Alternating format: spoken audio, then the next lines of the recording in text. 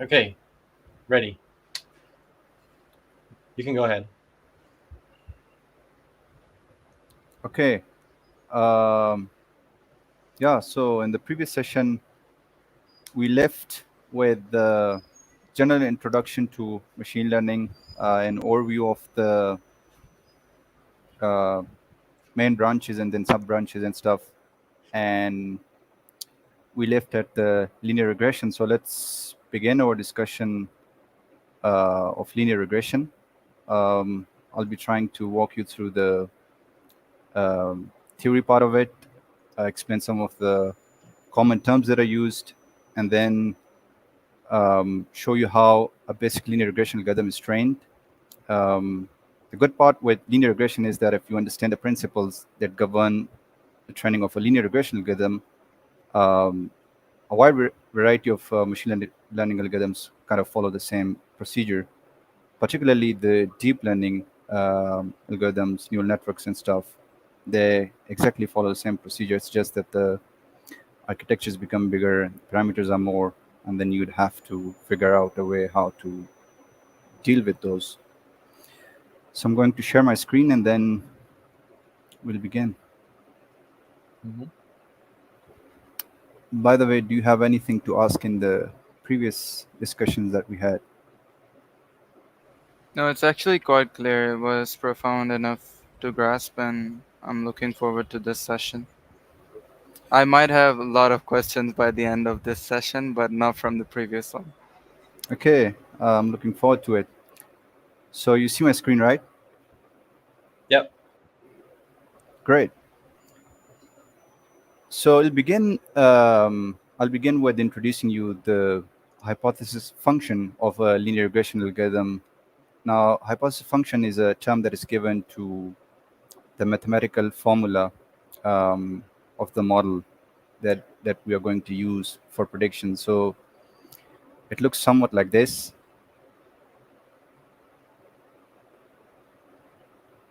Y hat is the prediction or the output of this model. W and B here are the parameters of the model, and then X is the input data or the features. So if you remember, linear regression is a algorithm that is used for doing regression, which is a subpart of supervised learning. And in supervised learning, we have the data presented to us with question answer pairs. So we have an input and a corresponding output with it. And the goal is to use that uh, historical data in order to learn the mapping between input and output. So the input here is this x represented by x, and the output here is represented by y hat. And these parameters W and B are used to produce the output. Now, I'll be explaining this whole procedure in terms of a sample problem, house price prediction. So I'll be just, for simplicity, taking the input to be just the area of a house, and the output is going to be the price of that house. So, for instance, in the first example, we have an area of, let's say, 10 meters square. The price is, let's say, $150 or something, to, let's say, it's 50, and the price is, let's say, 500, and so on. So the goal here is to make use of this in order to find out, or in order to train this regression model, which would then make this possible to produce a corresponding output or the price of a house given any input area. Now, if you see here, for instance, if I want to generate an output, what do I require? So this is the X is the input, it comes from the data. So suppose I want to produce an output for this particular example whose input area is, let's say, 10. If I plug in 10 here, what else do I need to know in order to produce an output? Well, we need to know what is the value for for W and B, which are called the parameters of the model. Now, initially, we don't know what these parameters are, and that's why we need training. We need to figure out a way of figuring out the values for this W and B. But initially, we don't know what those values are, so we just randomly initialize these two values to anything. So since we randomly initialize these two variables, we know that whatever output that this is going to generate would be far away from what the true output is. Suppose I just randomly initialize this W and B to be, let's say, 2 and 3. And if I want to make a prediction for this first example, I'll just plug in 10 for X, and this becomes 2 times 10 plus B is 3, and this generates 23. Now this 23 is way off than the true price 150. We need to tune these W and B in such a way that this price becomes as closer as possible to the true output, which is 150. Now, of course, we are not going to do this manually. We need to come up with an automatic or mathematical way of doing this. In order to do that, let me introduce some other terms that are commonly used with machine learning models. So cost function is a type of mathematical function which is used to accumulate the difference between the true output and the predicted output. So the prediction comes from the model itself. True output comes from the data. Initially, as we know, when we have not trained this model, this difference is going to be huge. So it would be a very high difference. And then the goal is to reduce this difference somehow. Now, cost functions vary based on the type of problem we are looking into. Since we are doing regression here, in other words, we are trying to predict a continuous variable, the type of cost function that is used with it is commonly the mean squared error cost function, MSC for short. Do you know, people, what is MSC, mean squared error? The mean squared error would be for each data point, just you take the square of the difference between the true and the predicted, and then you take the mean of all of those. Exactly. So if I write this in mathematical terms, mean squared error would be 1 over n summation I starts from 1 goes up to n y hat minus y whole squared. Now, what is this doing? This is actually y hat. We know that it comes from the model itself. This is the model.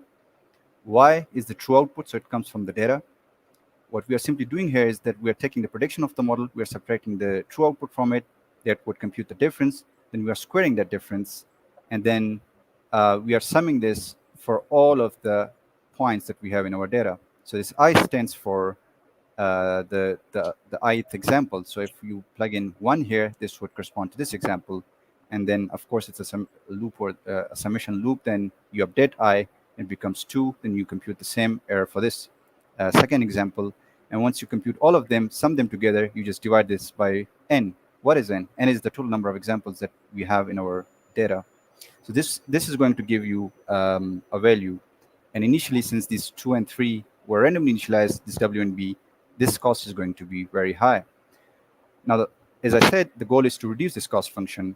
And how can we do that? Like, if you look at this formula, what are the terms that you are allowed to change which would make this possible to reduce the cost function? If I try to carefully look at this formula and then plug in, so this yi, just like I said, it comes from the true data. I hat, this comes from the model itself. So in other words, this is nothing but 1 over n summation I starts from 1 goes up to n. This is the model part itself. So let's just write that wxi plus b minus yi. This comes from the data itself. Now, can anyone tell me what are the terms that we can change here in this formula? W and B? Exactly. So we are only allowed to change W and B. We cannot change X because this comes from the data itself. We cannot change Y because this is the true output. It also comes from the data. The only terms that we can change are these W and B. So the goal is to change the values for W and B in such a way that the difference between this outcome of the model and the true output is reduced, which would, in other words, make this or force this outcome of the model to become as close as possible to the true output, which is yi.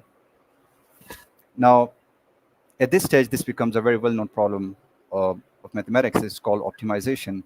Optimization is a problem in mathematics where you have a function, you have some parameters, and the goal is to either minimize or maximize the value for that function based on those parameters.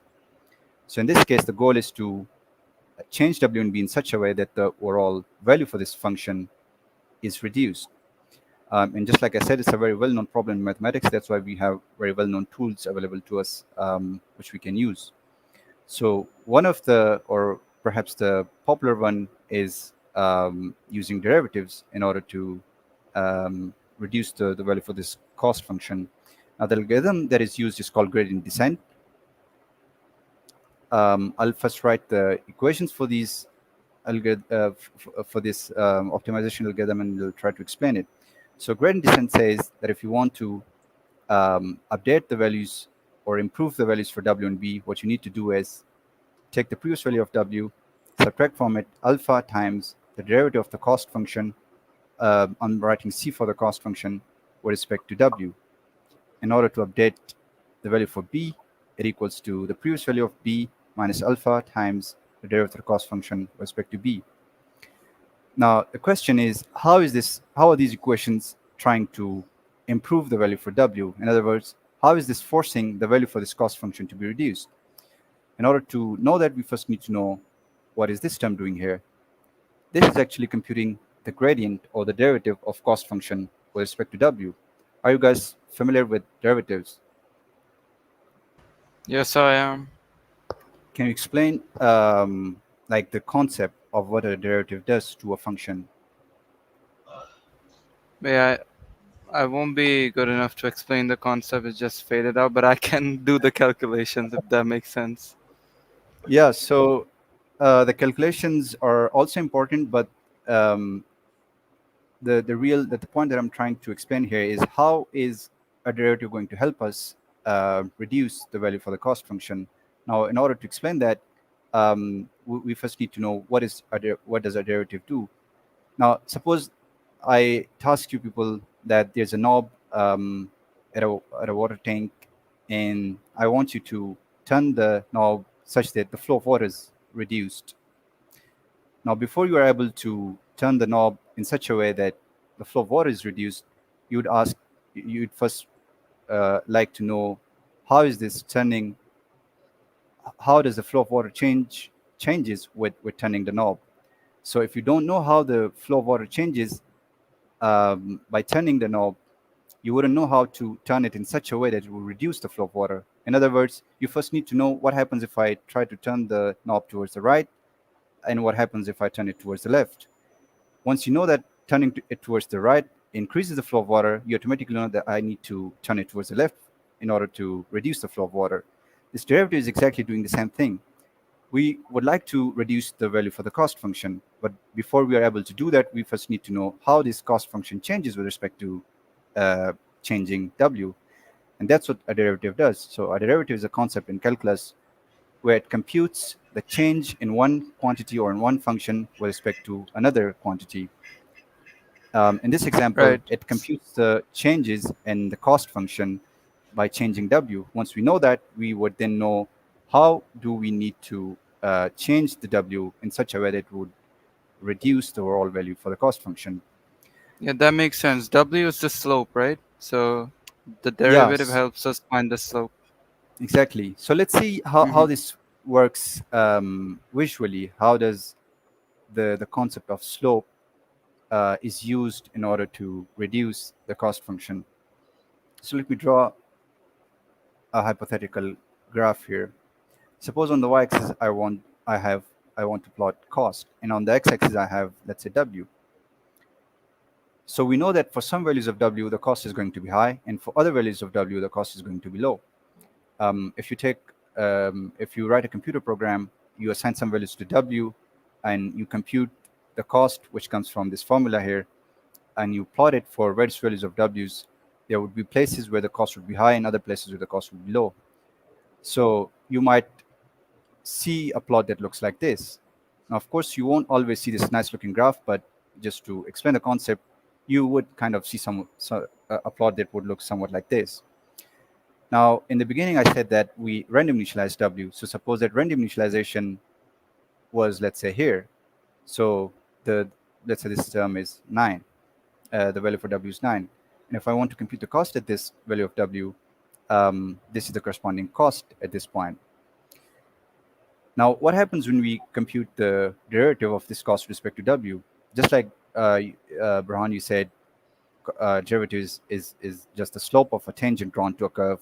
If I try to draw a tangent here, it would be looking somewhat like this. So it's a perfectly straight line. Of course, I'm not able to draw that, but it's a tangent line touching this curve exactly at that point and only at that point.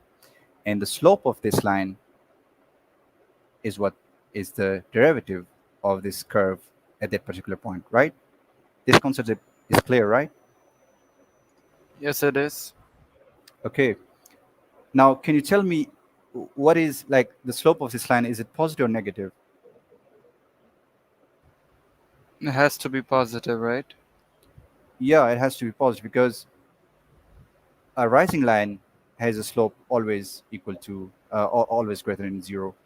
Mm-hmm. A horizontal line, the slope of it is 0, and a falling line or a reducing line, the slope of it is negative. In other words, slope starts at 0 here.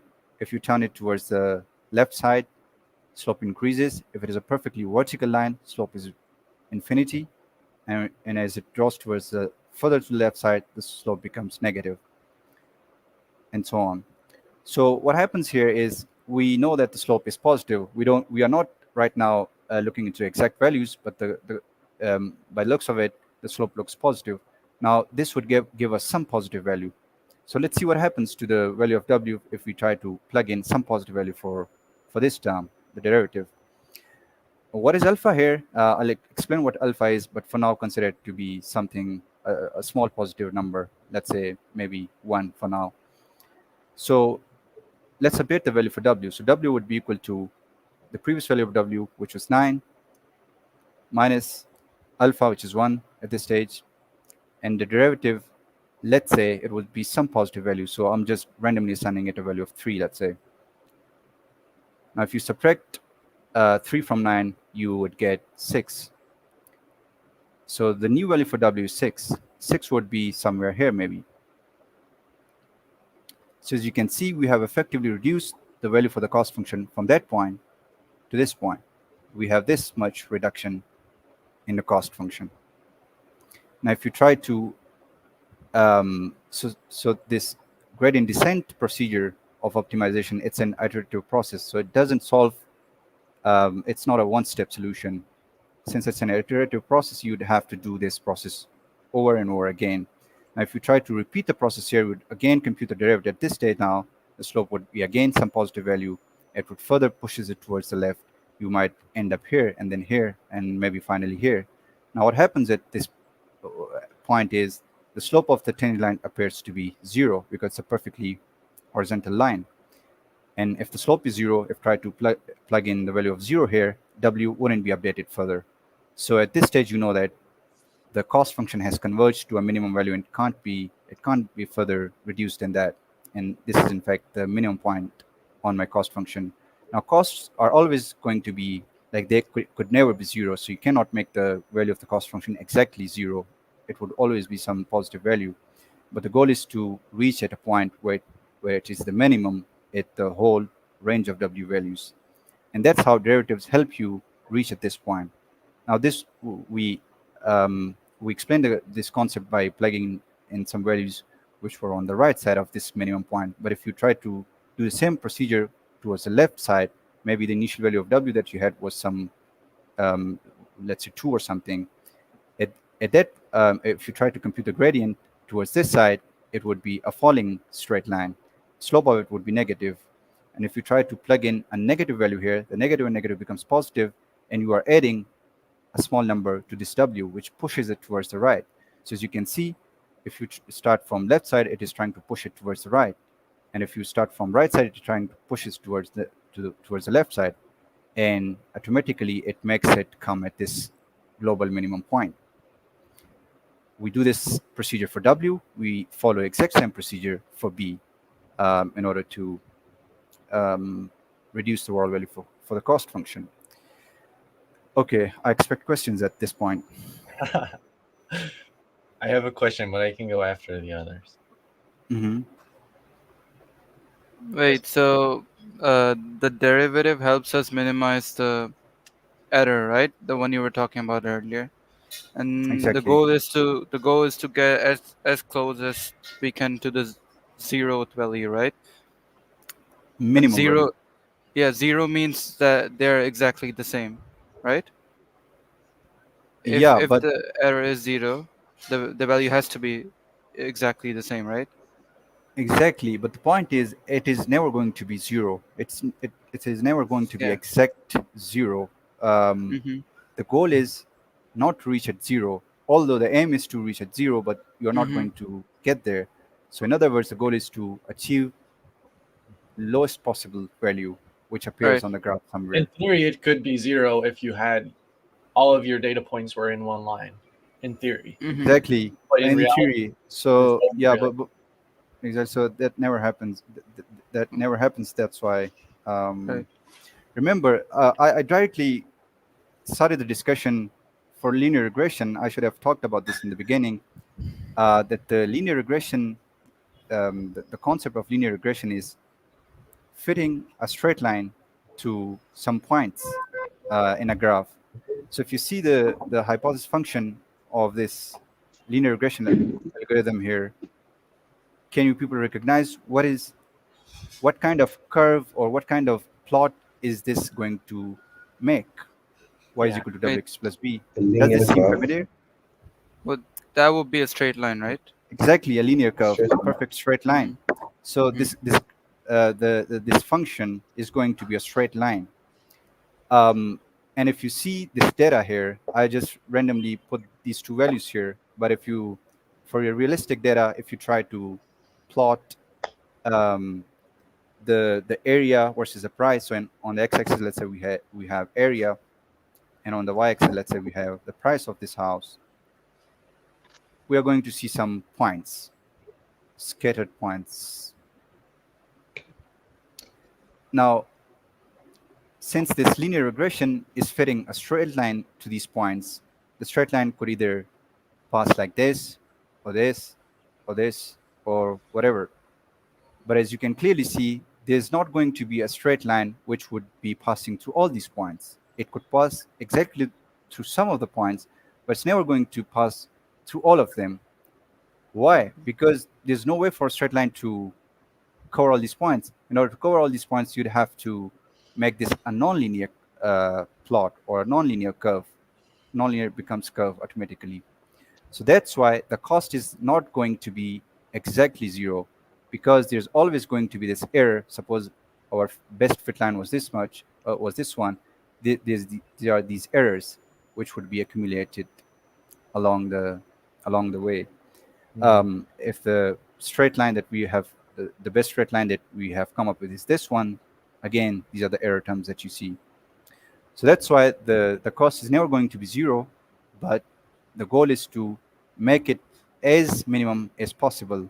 And that way we can say that this straight line would somehow predict the output to the best of its abilities, or the output that you are going to get would be as close as possible to what might the true output would be.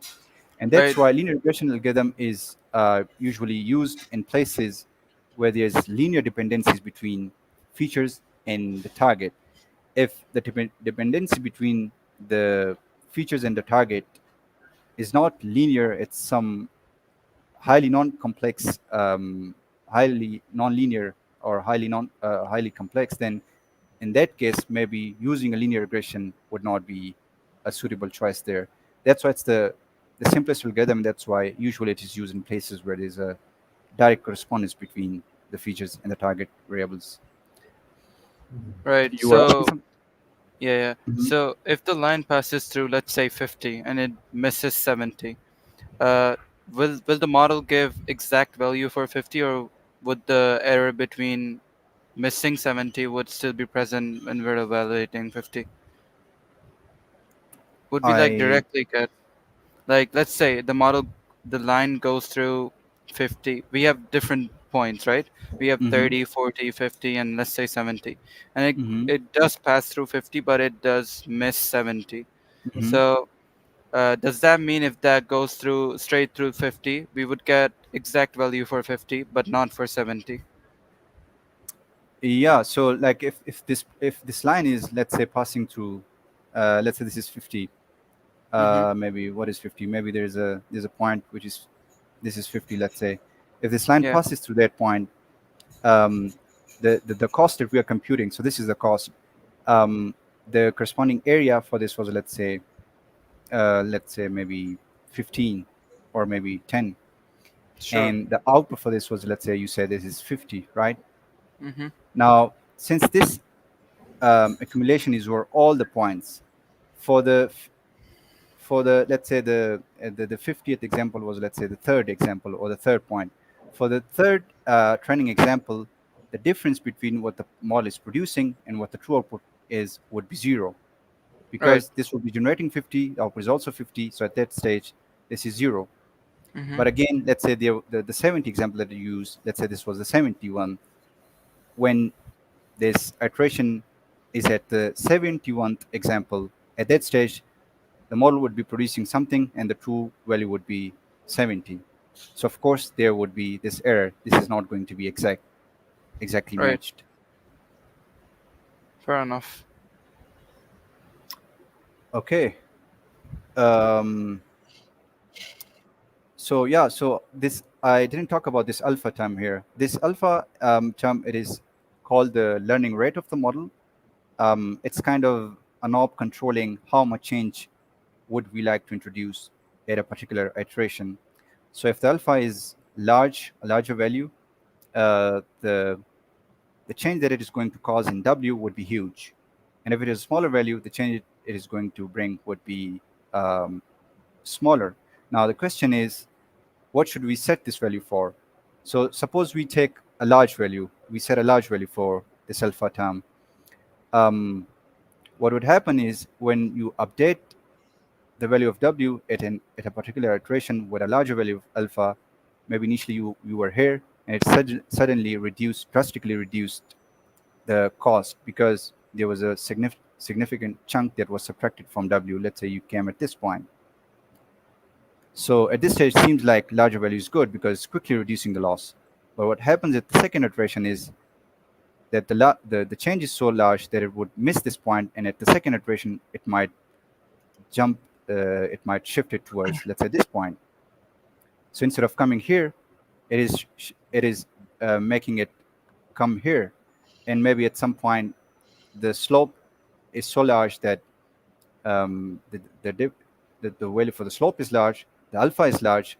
Maybe instead of converging to this minimum point, it would be diverging it either towards the left and right, and maybe instead of converging it at a minimum value, it would be diverging to some larger and larger value. Maybe it would blow off the cost. So you see that very large values for alpha are not good. Let's see what happens if we set it too small. So if we set the value for alpha too small, um, although it would bring some changes to W at each iteration, but the changes would be so small it would take longer and longer iterations to update the values for W or to update the values for the loss function. So very small alpha is also not good because it's bringing changes which are very small. So the goal is then to choose a value for alpha which is a sweet spot between very large and very small. And the question is, how do we come up with that value? There's no definite or mathematical way of coming up with an exact value of alpha which would reduce this cost function at an optimal rate. And that's why it is a hyperparameter. So hyperparameters are the terms in a model which you tune yourself. So remember, the parameters are updated by gradient descent here, but the hyperparameters are parameters which you set at the initial stage while you are just beginning the training. um, and once you set them, you begin training, and then you see how it is impacting or how it um, is the model training in a good way, or is it fluctuating too much, diverging to a different value. So you correct this value of alpha with a head and trial method. You set it one look at the performance, set it to a different value, again look at the performance, and so on. You arrive at a sweet spot. But of course, at the beginning, you wouldn't even know how to begin with, and that's why you look at the literature. People have already trained lots of linear regression algorithms in literature, and they have posted or they have published their values for the learning rates. Typical value for learning rate that is used is between zero point 0.1 and 0.001. um, Anything between this usually works, but for particular problems it might not work, and then at that stage you'd have to try it with different learning rates. Any questions? No, that makes sense. Okay, I so think I think I have. Victor Uh-huh. is this, Victor is. Do you have any thoughts or comments? Is this kind of making sense for you? Yeah, yeah, Uh, it's making sense for me. But I was wondering because if we have like a little value, to take a lot of time. Is that like have like if we like have the best of both worlds, probably like initially have a large value, then reduce the alpha. I don't know. Just I was thinking of that. James, can you transcribe, or Oh can yeah, you? good. Yeah. No, I heard what he said, Victor. I think you Hmm. were just a bit far from the mic. That's all. He asked, uh, Hmm. Victor. Victor asked if there is some way that perhaps the alpha can be adjusted throughout the gradient descent process, maybe starting with a larger and ending with a smaller. Um, Victor, it sounds like you already know. Yeah. It sounds like you already know some things Yeah, about machine learning. he has cracked It sounds like you just the something that jackpot. exists. Yeah, Victor. So that's exactly what happens with some of the modern algorithms. Not even modern. You can do that with a simple linear regression algorithm as well. It's a very clever way of adaptively changing these learning rates. So what happens is initially, because the loss is going to be so high that you would be maybe somewhere here, and the obvious thing that would be to take greater or larger steps in order to quickly reach at some lower values. But as you reduce the cost at the initial iterations, then the obvious thing is not to take bigger jumps, and you would like to adaptively change the learning rate from a very large value to a smaller value. So you change these. This is called adaptive learning rate. You adaptively change this alpha in order to efficiently train this algorithm, and that's what is done in ERA grade, Oh, adaptive gradient descent. They have the optimization algorithm. They have given this name ERA grade. There are even more clever strategies of setting this learning rate. Um, the current one that is used with neural networks is called ADAM, adaptive moment estimation. I um, won't go into the details of it, but it does even something more clever, where it kind of averages the horizontal fluctuations in order to push the learning rate, or push the reduction only in the vertical direction, because that's what we want. So there are lots of variations with the gradient descent algorithm that are done in order to efficiently train these networks. But we would be getting into those maybe in some future sessions. Naveed, how is their timing? Because we're about half an hour through. Exactly. So I would now shift, like James, I would like you to take this Oh, from perfect. here and explain this the coding part for Yeah, this Wait, I have algorithm. one last question before we Uh go huh. to the coding part. So the data we had was increasing, right? It was 150 and then 500, let's say 600. So it's easier to notice a pattern. What if the data is completely random and scattered? Like, would there be a pattern to see in that case? So if the data is completely random, suppose you get a data that looks somewhat like this, Mm-hmm. there's no way a linear regression algorithm can solve this kind of thing, because you don't this data is not suitable for linear regression. Linear regression algorithms are becomes useful when there's a linear correspondence between inputs and outputs. So it doesn't have to be a perfectly straight line kind of thing. like the correspondence in the data or the feature in the target variable, but at least the pattern should be such that by increasing area, there's a general trend where the price is also increasing. And in that case, you can use a linear regression algorithm. But if you get a completely random stuff, a linear regression wouldn't be able to solve it. Even a more powerful algorithm wouldn't be able to solve it if there's no correspondence between input and output. Mm-hmm. Remember that all of these algorithms learn from data itself. So if there's no correspondence between input and output, um, there's no way you can learn the mapping between input and output. But sometimes the mapping or the correspondence is not visible to us while we plot them. But the good thing about some of the powerful algorithms like neural networks is that it can spot patterns where a normal human looking at the graphs wouldn't be able to spot them. So it doesn't have to be visually um, presented. It can be something hidden, and a neural network would be able to spot that. All right, let's say if we have like a sales data, it has Hmm. names, invoices, and the date the order was made on, and that then the product sold. So it can be like there could be sales of $20,000 for a single day, and then there could be sales for like $100 for that for another day. So there is no pattern in that as well, right? So in that case, we won't be able to use linear regression again if we want to predict like the sales for next month, let's say next month. So what would we do in that case? And what factor would, if we use neural networks, what factors would it consider for it to make it like a smart model? So if just like I said, if you have a data where Mm-hmm. the pattern between input and output, just like you said, is looking very kind of random. Mm-hmm. Maybe it looks to you that it is random, but there's some hidden pattern. And again, the pattern does not have to be clear to humans. So it's not like there must be something where I can show you that look, although it looks random, but can you see this point which is here and maybe it was here then and it looks like this and that. Like there's no way a human can explain that. It doesn't have to be explainable with words, Right. but a neural network can still figure out the pattern. Can a neural network always do that? Well, of course not. It cannot 100% in all the cases do that. But for problems, like for instance, looking at an image and predicting a label from it, there's no way you can describe this kind of behavior using graphs where you plot these pixels and kind of figure out a pattern of it, that the pattern looks like this and that's why it's a cat.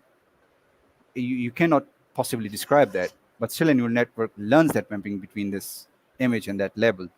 So there are relations which could be highly complex.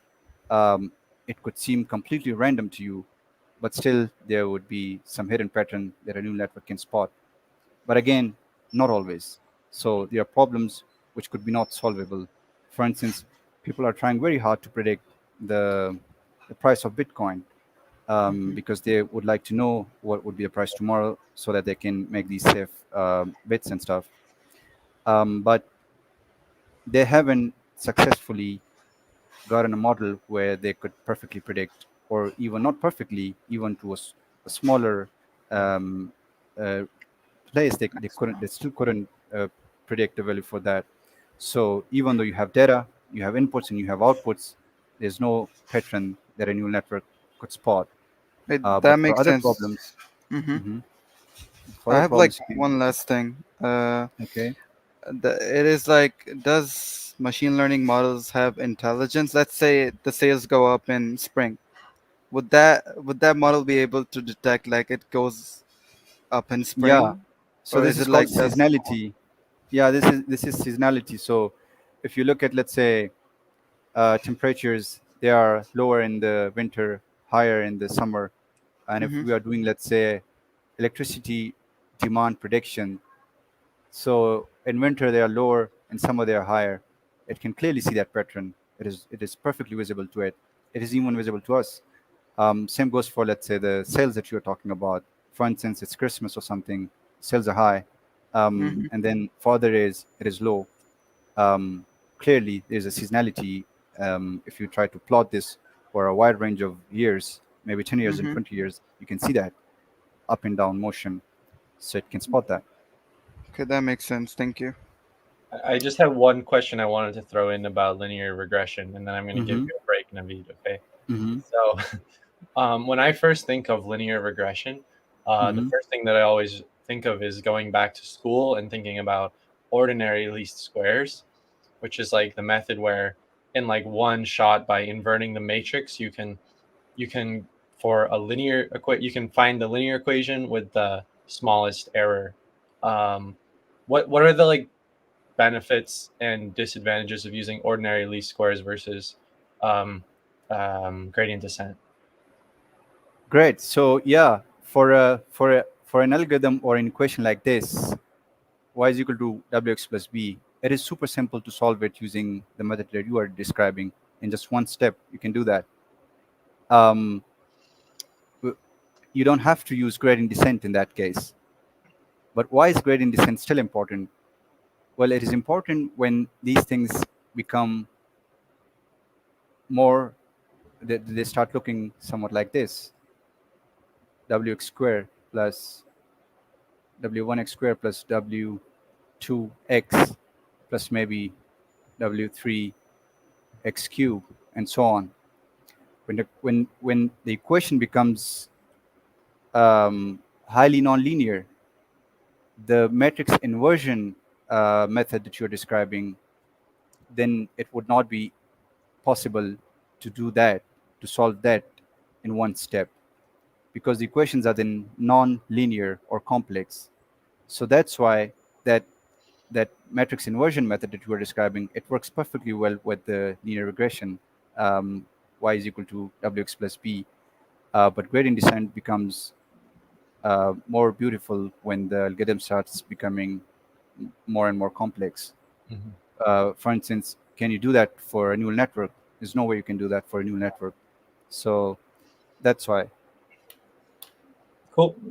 All right. Well, thanks a lot, Naveed. And now we finally get to do some code. So we're actually finally going to get to make something here. So I'm quite excited for that. Let me just share up my screen, and then I'm going to ask everyone to open this page. Yeah, everyone to open this on their laptop. So I'll send you the link. Here you go. Send you the link in the chat. Can y'all see that? Yeah, man. Okay, cool. So what I'm gonna do is here under one, there's linear regression, and it says mini project. So just go to that. And so here what we have is a few notebooks. And when we open the notebook, it should open in Google Colab. James, for some reason, it is asking me for some authentication code. Maybe that's because of my GitHub or something. Oh, really? Yeah, Uh, probably. when you're going to GitHub, it asks you for authentication. Yeah, so when I click on this link, the screen pops up where it says verify to FA now. And when I click on that, it is asking for some authentication code. Oh, Yeah, it's your GitHub. You'll have to use your phone for that. Ah, I think that's okay. your personal account, but you don't need to be signed in to access this because this is a Mm-hmm. um this is Rapper. a public repository. Okay. So Yeah, so you carry on. I'll try to look at your yeah, screen. sure. Maybe there's Yeah, something sure. wrong with my GitHub. So yeah, just gonna go through one really quick exercise first, and then we'll get on to like training our own models. Mm-hmm. So if everyone could just open up the first notebook. Let me know when you have this open. And who here has used Google Colab before? I have. Victor, I have you used have used it? it. Okay, cool. So Yeah, yeah, beautiful. so we don't need to go through any explanation of how the blocks work and the runtime and all of that. Cool. So we're not gonna really go through like for this first example, it's not so much about the code. It's more just of a thought exercise. Mm-hmm. So I'm going to first. I know you all can actually just skip ahead and see what it does, but what I want to do here is to um where can I want to actually to clear do you know how I can there should be something where I can clear all of the Yeah, there it is at the end. Clear, Clear all clear all outputs. the outputs. oh, here it is, perfect. Okay, yeah, exactly. So I just want to go through it step by step. Mm-hmm. Now, in this case, don't skip ahead, okay? So the first the first block here is importing the libraries to do linear regression. And the main one that we're using for that is And going to be actually no, none of these are for linear regression yet. It's just importing um, pandas, which isn't actually going to be used in this notebook, and then it's going to be using it's NumPy, which is just for putting together some lists of numbers, some arrays. So you can see here um, in the second cell that we're creating like a parabola. And don't really worry about the code, but the idea is, oh, I made a bunch of x and y points in the shape of a parabola, and then the question for you here is if we take a linear regression and we fit a linear regression to this parabola, what are the W and B going to come out as? What would you expect? well, won't that be part of the parabola itself, like the slope of parabola? So the parabola has what would the slope of the parabola be though? Well, I'm not it sure. wouldn't It be has one varying slope slope because from different angles. it's a curve, so it would be a constantly changing slope. Yeah, Victor, what do you think would be the parameters of the model if we train it on this? I think it will have What do you think? probably just a straight line because Yeah, there's one side coming from the left and the other side coming from the right. it has to be a straight So line they might because cancel out. it's a linear regression. Um, but would it? So what kind of straight line would we see? I think just the horizontal straight line Horizontal straight line. So across that the parabola. yeah. So that would mean if it's horizontal, that would mean that the W is a zero. Um, and Yeah, then while we wouldn't expect to see the line probably all the way down at the bottom, or we wouldn't expect to see, we would probably expect to see somewhere in the middle, right? yeah. So so here we see that um, that there is no upward or downward trend in this data. So that's why it ends up being horizontal. Um, the general trend is that the data neither goes up nor down. So that's why we have this horizontal. And then the linear regression just puts this line um, in the middle in a way to minimize the to minimize the squares of the distance between these dots and this line. But if we would make this line, um, if we would make it slope up or slope down a little bit, that would increase the error either way. So this is the optimal.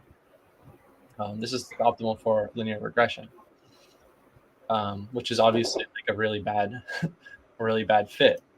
Um, Now we're not going to do like polynomial regression today, but you can create a polynomial regression and then add another term to it. So this one would be instead of um, like mx squared plus b, then here you would have, sorry, instead of mx plus b, then you'd have a you know um, a weight times a x squared plus another way times x plus b. And with a regression like that, then you can completely match the curve. So that's just not to get into the code yet, but just like an example. Does that make sense? Did I explain it okay, Naveed? Yeah, I think it makes sense. The reason maybe there would be some confusion is because I didn't cover the theory for polynomial regression.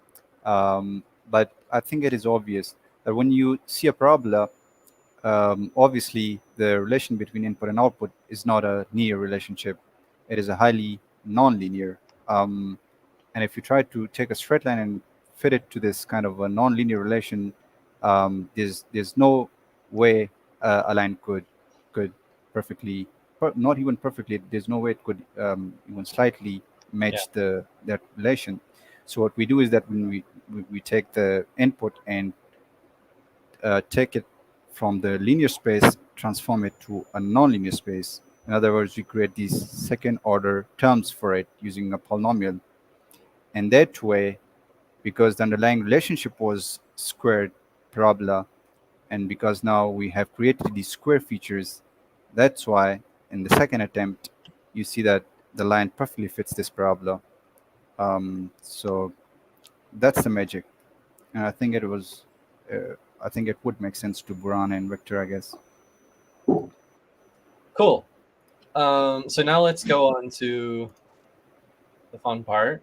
Um, this notebook is for a single variable linear regression. And can you open that one? So Mm. and now now we will actually go through the code, and we will actually see how stuff works. So I'm going to clear this whole notebook, and then we'll just walk through it step by step. How much time does everyone have right now? I I mean, think I have I 10 have. minutes. Okay, so we should try and wrap this up in 10 minutes. Maybe even if Vector and Burhan has time, they can continue. Oh, but But I you don't have to have go, to. Naveed. Yeah, after Okay, 10 minutes. okay. Yeah, I would say like if we could maybe. I mean, it's up to you two. I can speed through this in 10 minutes. Um, but We we can take our time. Like, how about you, Victor? Yeah, I'm fine. I'm fine with that. You, Let's take our time. got time. Okay, yeah, because I think the code is. Um, you may have some questions. So we'll just go through us at this mm-hmm. that we get through. So, um, have you used any of these libraries before? Here at the top. No, No. Okay. mm, That's fine. That's completely fine. So I get them mixed up all the time myself. But these up here are not machine learning libraries. This is so pandas. Like just the most simple thing you can think of is that it loads like a spreadsheet or a table from a file mm-hmm. to Python. So you can then, for example, you can query that data. Um, and or you can take a section of it, or you can take out columns or add columns, and then Right. and then like NumPy, there's a lot of stuff. Obviously NumPy, so it's for math, but basically we use it for multiplying matrices and vectors, pretty much. And then these two are just two different libraries to make charts. Right. Matplotlib is the ugly one, and Seaborn is the one that looks looks a little better. Mm-hmm. That's how I think of it. Um, So so Matplot is kind of the HTML creates a structure, and yeah, C1 is CSS it beautifies it. yeah, Makes sense. I think Matplotlib is a lot older. So I just ran this one. Mm-hmm. So and this one is sort of a trick. Um, this exclamation point means to run like a command line command instead of Python command. Yeah. And what this does is it just downloads the file. So once that's done, it should be here on the left side. You can Mm-hmm. we have downloaded this. Let's open it here. It's really annoying to actually do anything with files in Collab, but you can kind of see that. Okay, there's a CSV file here, and I think you can. Okay, yeah. So there's CSV file here. It's actually just a bunch of numbers and then commas, but this is how it shows it. And we will see this again in Python, so there's no reason to keep this file open. Right. So, but just we can see that it downloaded that file. Mm-hmm. Now, once we have that file, we can use pandas, read CSV, store that data frame into a variable called houses, and then we use head, and head is the first 10 items. So if we would print the whole thing, it would just take up my whole screen. So we just show the head, and now we can see like this. Okay, it's sort of like a spreadsheet, but it's really just a table of data where we have a bunch of different houses, and then for each house, we have values like the price, the number of rooms, how many floors, zero if it's one if it's waterfront, zero if it's not waterfront, the year it was built, and other information like that. This is just like a public data set that's really commonly used for these kind of examples.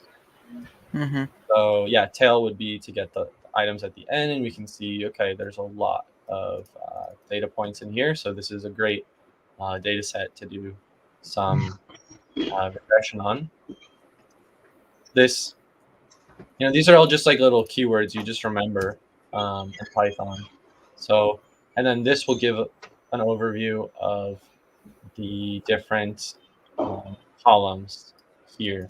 So we've already sort of seen that, but here we can see the data types of the columns are actually not all the same. So if it's an integer, then it shows up as int. If it's a decimal point number, then we see it shows up as float. And this one is neither. This is actually a date object, and we will get to that in a minute.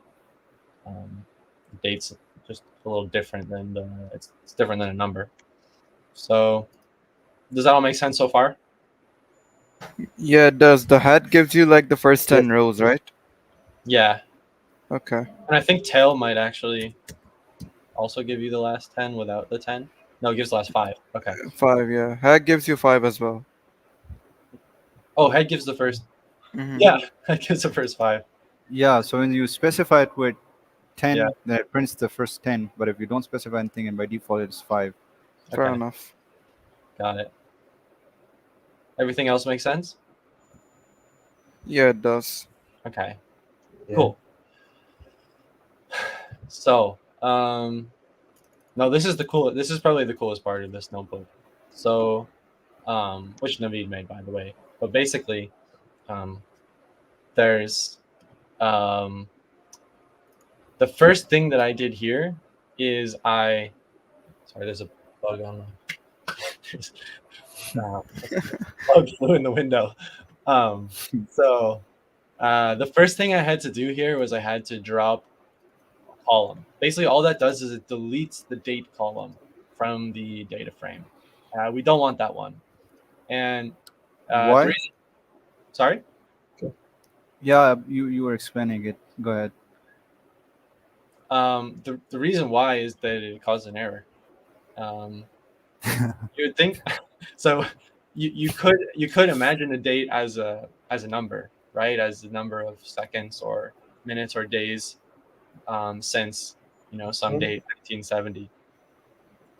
But in this case, when we are correlating it, when we just run this correlation without it with on the date column, it causes an error.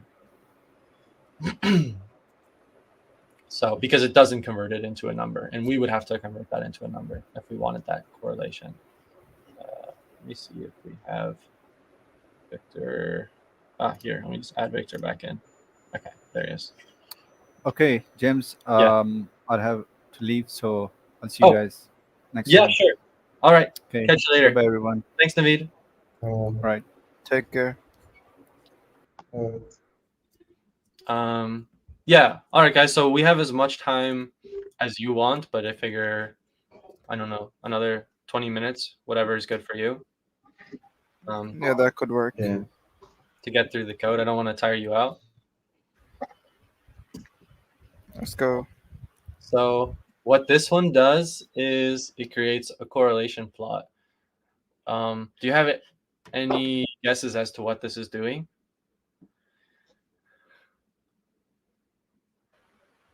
I don't think so. Cool. So it's taken the columns of the data frame and it's put them here on the vertical axis and again on the horizontal axis. So these are the same. So you see we have square feet here, oops, and then here again. And then the zip code is here and the zip code is here again. So it's the same. And if we look at if we match one column with itself, the correlation, so that would be this diagonal, yeah, the correlation is always 1. Because if we would do a let's say we would do a regression on the number of bedrooms versus the number of bedrooms, it's always going to be exactly a straight line of x equals y. So it's perfectly correlated. Now, if we look at two columns which are like completely unrelated, so maybe something like the square feet of the basement and the well, actually anything with the ID, because the ID is just kind of a random number. But if you take like the square feet and the basement and the what, and if it's a waterfront property or not, you can guess that those ones, there shouldn't be much of a connection between how big your basement is and if you're on a waterfront or not. It's pretty random. So that's why we get like a number very close to 0. Same thing with anything correlated with the ID, because the ID is just a random ID, so it shouldn't be correlated with the price or the size of the house. Now it would be interesting to see, yeah, but now if we would look at something like something that might be negatively correlated, we look at some of these negative ones. So here, for example, interesting, the zip code is negatively correlated with the longitude. Okay, that's pretty interesting, actually. So do you get what the idea is of this graph, of this chart? Yeah, it does make sense. So yeah. does I that make get it sense? too. Um, I get it too. cool. So this is sort of what we call like the data exploration phase, and we take any data set and we start just trying to get a big picture idea of it. Rather than looking at just one variable, we just try and look at all the variables together and see if we can visualize some patterns from it. And this is already really really interesting. So and I mean, you could probably spend half an hour just looking at these, finding patterns. But for this example, we're just going to focus on the house price versus the area of the house, which is kind of our question for today is, are they connected? So are they correlated? Yeah, I think they're Yeah, they positively are. correlated. Yeah. So they're positively correlated, and we can Mm-hmm. just see that by making a plot with, but I won't go into the. You can always look up how to do that. That's Mm-hmm. not too difficult. But yeah, we can see this really interesting pattern, where it's like based on the square feet, on the size of the house, you can kind of see what the maximum and minimum price would be. It's pretty interesting. So what we want to do for this example is we want to basically come up with a a regression model. We want to train a regression model, like Naveed was talking about, on all of these points.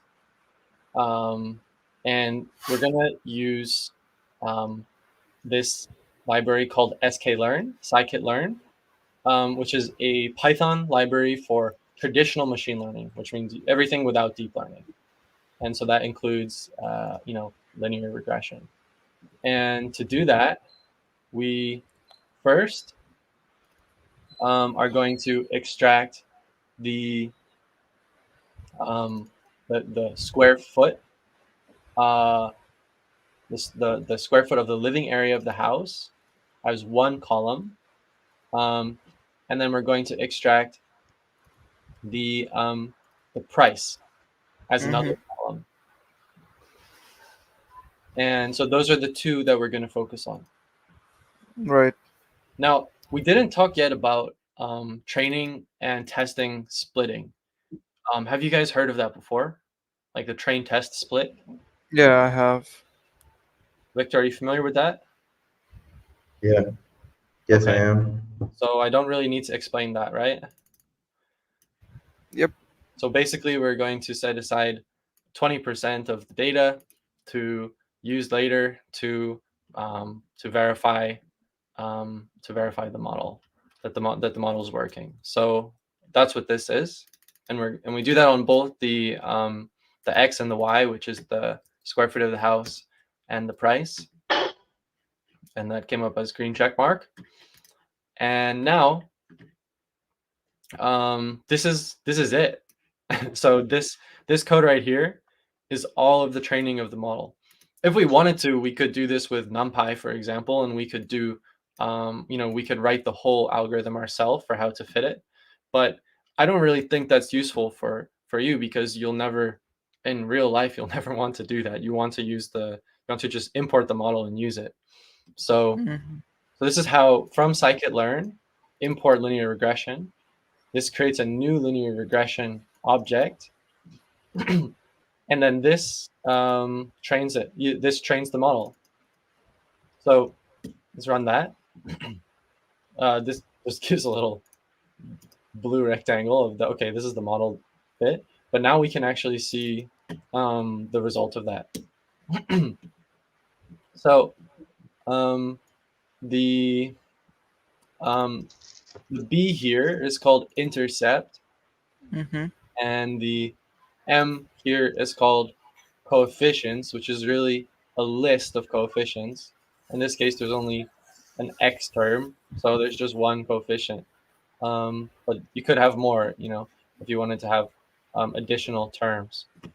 Does anyone know why this underscore is here? I didn't put that there. That's part of the library. Do you know why that underscore is there? Yeah, Huh? probably they didn't expect it to be used. Why do you think?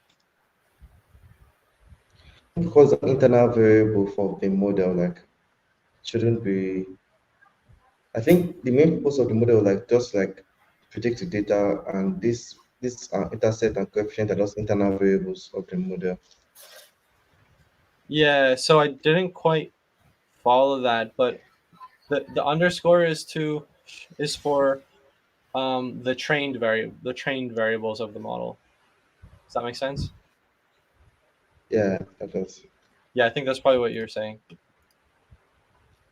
It's for the variables that are set from the training phase. The 20%, right? I should say that. So you have so this is actually for this is for the training phase. This is the training data. The training data is actually 80%, and then we set aside 20% because we want to use a lot. We want to use most of the data to train, and then just a little bit to test it afterwards. Yeah. So this is an 80-20 training test here, and then this intercept and coefficient. They just have an underscore which marks that, oh, these are the output. This is the output of the model. This is the output of the training phase. Right. Not of the model, but of the training phase. So that's why the underscore is. It's not something that we set, but it's something that comes out of the as a Makes sense. yeah. Mm-hmm. You get what I'm trying to say. So now let's run it again. Let's plot the data again with the line. Okay, pretty straightforward. And I mean, it checks out. Looks good. Does not look basically like what you'd expect. Yeah. Cool. And we can take, one of the data points, for example, and we can use this lr.predict. So for any given square, for any given area of a house, okay, let's say a house is 100 square feet. The model doesn't work very well for that, right? Yeah. But it is a model. Let's say it's 1,000 square feet. Okay, then it's starting to make sense, right? And we can see, all right, the model's always going to give this red line, even if it's for one of these. Mm-hmm. Um, and we can also get the sum, or actually this is just for, okay, cool. So yeah, we can actually get the mean squared error for, let's see what this is. So y predict. So this is for the whole. So if we would run lr predict on a numpy array, that actually gives us an array of all of the predictions. That's what this is doing here. So we can do it for one value, or we can do it for a whole array of values. Right. And with this mean squared error function, it's just taking the actual values and then the predicted values, and that's giving us it's literally just taking the difference between all of everything, squaring it, and then the mean of that. So we can get the root mean square error of the model. Mm-hmm. Do you know what mean absolute error is? It's the same. It's the same thing without squaring it. Okay, makes sense. This is another metric, and I'll Mm-hmm. let Naveed go into the theory of why you'd use one or the other for a Mm-hmm. particular model. And yeah, then there's just this one. I think this is a really confusing chart, honestly. The order of this doesn't really matter, but all that it's done is it's taken, like, in this chart, it's just taken all of the values, all of the actual values, and then it's plotted them at the same x uh, location as the predicted values. And what I make out of this is that basically, for a few cases, the model is way higher. But for most of the cases, it's a bit lower or around the same. I wouldn't think too hard about this chart. This chart confused me, and Mm-hmm. I think you probably get more just looking at this chart here. Right. So I might have gone through that a bit fast, but it was also because I felt like you guys kind of got it. Yeah, it made sense. Any thoughts or comments on this? I would love if you could explain the relation chart that we talked about earlier. This The one, one, yeah, the colorful one. Like, it's still a bit foggy. yeah. So if we would take any scatter plot, Mm-hmm. like this one, there is a way, and I won't go to the calculation now, but there Right. is a way to see how correlated this is, right? Yeah. Like if it's all in one line, then that's pointed up, then it's a 1. If Yeah. it's all in one downward slope line, it's a -1. And if it's just a circle or a cloud, then it's a 0. Mm-hmm. So we can take any two columns out of the data frame, and we can calculate a correlation for those two, and that will be between -1 and 1. So that's what this has done, basically, to show you if two things are correlated, which things are more correlated than others. So yeah, like for example, in a population of people, your age is Mm-hmm. going to be pretty correlated, you know, with your height, right? But like some other things, like I don't know, like the length of your hair may not be as well correlated Mm-hmm. with your height. So like for a nice model, it has to be closer to one, right? Yeah. Mm-hmm. So the more interesting things are going to be closer to 1 here for a linear model. The more Right. interesting, and the reason why we do this is because we can see which ones are more interesting. So in the end, we chose the price versus square feet, and so here we see the prices here, Mm-hmm. and the square feet living is about a 0.6, right? Or no, here it's 0.7, the one that we 7. chose. And that's good enough. That's pretty good, right? Mm-hmm. We don't see many that are really higher than that. Uh, Yeah. We get a 0.88. oh Yeah, yeah, exactly. so that's correlated with Yeah. the square foot of the higher floor. So that's kind of an obvious one. Right. Um, so that maybe Yeah. is less interesting because it's so obvious. Mm-hmm. But that's sort of up to you as a data scientist to decide what's interesting, what you want to investigate. Mm-hmm. And that brings me on to the next part, which is the mini project. So this shouldn't be too. How do I go back? Difficult. It shouldn't be. Yeah, this shouldn't be. This shouldn't be too time consuming for you. Mm-hmm.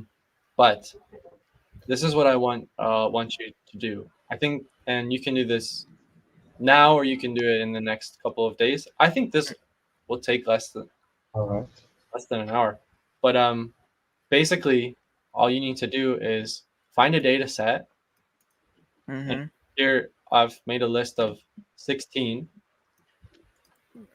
So pick one for me. Let's say real estate price prediction. Perfect. That one's similar. Yeah, but wait, what does it look like though? So so then we go to kaggle.com, and we can Mm-hmm. see this page, which I think is always a little bit confusing.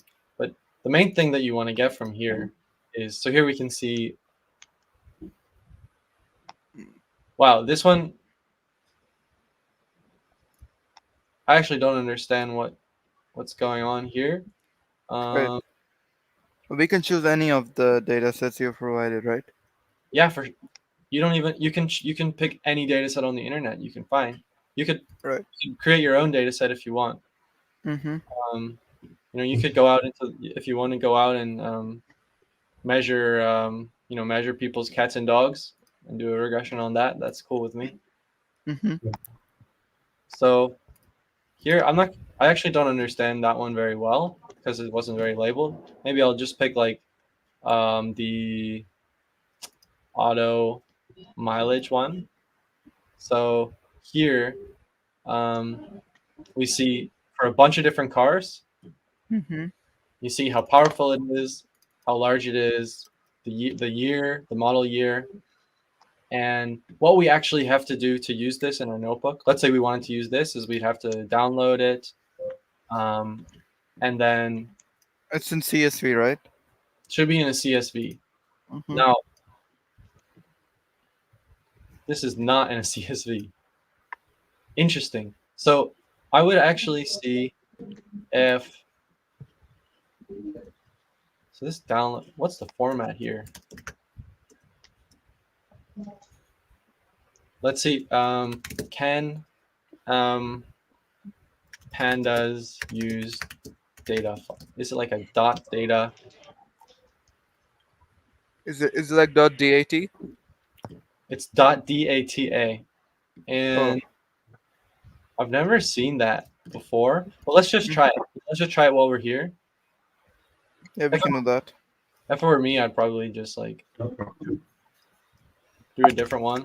But since I want to show that you can do it, I'm just gonna go to here.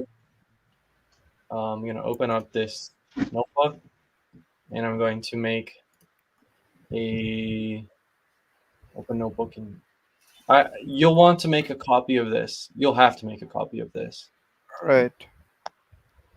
No, I don't want to change it because this is the same one that you're going to use. So I made a copy of it, and then I'm going to take the file, upload it into here.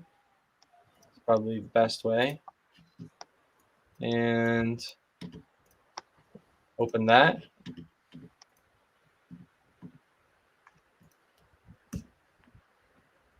I'm quite curious actually if this data will work. Okay, and let's see if it worked.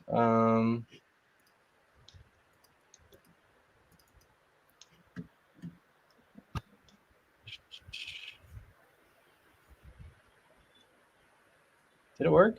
There's no column headers in this file. We can't actually see though. Yeah. So there's no column. You can Oh, yeah. We're on different screen. Oh, sorry. yeah, we have seen the auto mileage. How you're saying? Yeah. All right, So we can see it now. let me do that again. So what I did was I went to the notebook. I did upload. I selected the file, and then I put it in here. But it seems like this data file does not work the same as a CSV. I think the problem might be you are using CSV with CSV. Oh, Maybe there's a problem on that method for data. I'm not. Oh yeah.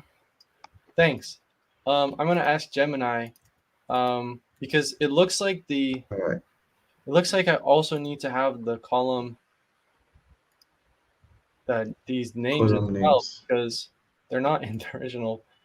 Who decided to use this? Who invented this format? UCLA. This is terrible. Don't use this. Okay, don't use that one. I leave it up to you all. Actually, that's Okay, the but part. So you can No find problem. Problem with that. any data set out there, and you can use right.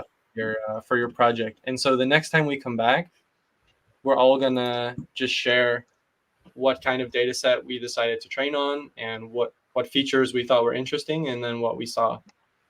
Perfect. Ah, nice. Cool. Wait, our next class is Thursday? Thursday. Yeah. Oh, one sec. I just have one. Someone has written here in the comments. Okay. This is NDO. I've graduated with a CSE degree this year. Teaching style is amazing. No one tells it. Facts. Really? I don't think so. But I can vouch for that. yeah, Suraj, if you're still watching this, just fill in the application on the website. Even if you can't afford the price, and I will get back to you and I'll send you an email. W.